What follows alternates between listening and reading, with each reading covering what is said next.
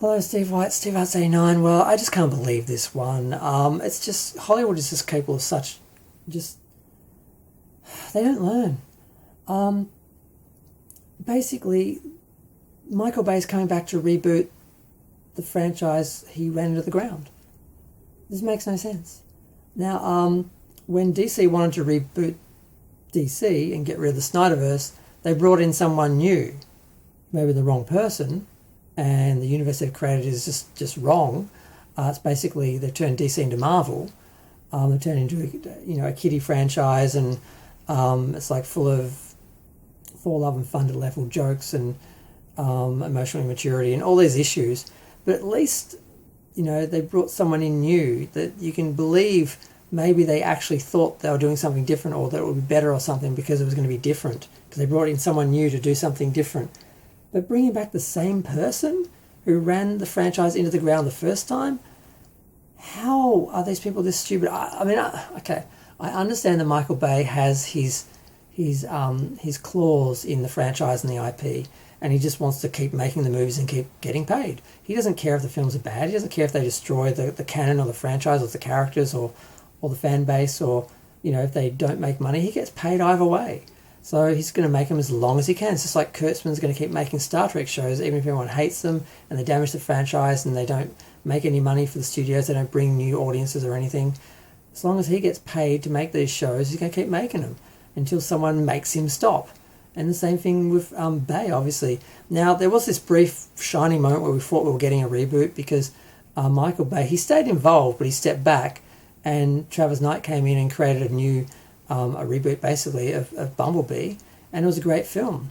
It had actual characters, and you actually got involved with these characters, and you felt danger for them. You felt the jeopardy. You were emotionally attached. You didn't need to have whole universes collapsing in buildings falling over to have a reaction because they actually had characters they developed, and it was a great film. And we got promised that it was a soft reboot and they were going to keep going in that direction. And Michael Bay just basically crawled his way back in, and they end up they pushed the film 10 years forward. Instead of staying in the 80s and doing this great retro sort of thing they were doing, they moved into the 90s and they tried to do a Beast Wars film because they're stupid. Basically, Michael Bay didn't give the film a chance. He didn't give Bumblebee a chance. He stayed involved, and they made sure that it was basically produced and marketed like a kid's film. And I remember when I tried to see the film, it was only showing during the day. It was just impossible. There was no merchandise, and they just they sabotaged it, in my opinion, to make sure it didn't make money, so the franchise would come back to him. And that's what they did. They did Transformers 1 in the meantime, which was awful. It was a kiddie film full of basically robot fart jokes. And it was nothing to do with Transformers. There was no humans. There was no robots in disguise. It was just this weird little animated story, and it just defeats the purpose of live action.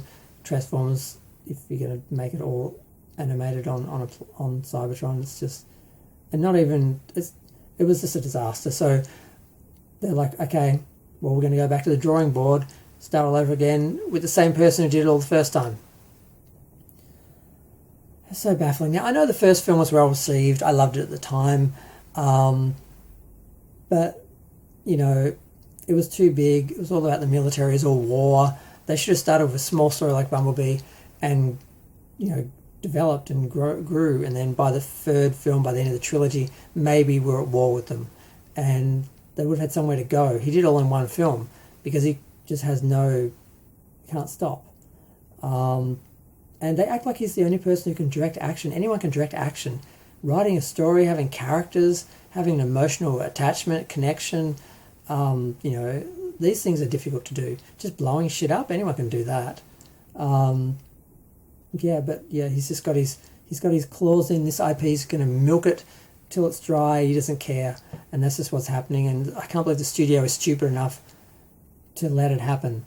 They should have just got rid of Babe and just rebooted and gave Transformers a chance to be a decent science fiction series about giant robots from another planet hiding on Earth as vehicles. That's what Transformers is. He made it into everything else by the end. It was just a disaster, and I can't believe they're making the same mistake again. You don't bring back the person who killed the franchise in the first place to reboot it. I'm going to go. Feel free to share, like, comment, subscribe. Let me know what you think of this stupidity. And it is stupid. They're repeating the same thing, expecting a different response. I just want a good Transformers film. We got 1.5. The first film, yeah. We kind of got half a film with the Mark Wahlberg one, because the first part of the film actually developed the characters and the story, and it looked like it was going to be a good film. And then it got into giant, ridiculous action. And then the next 2 films were all giant, ridiculous action with dinosaurs. And yeah, now the same person's just going to do the same thing all over again.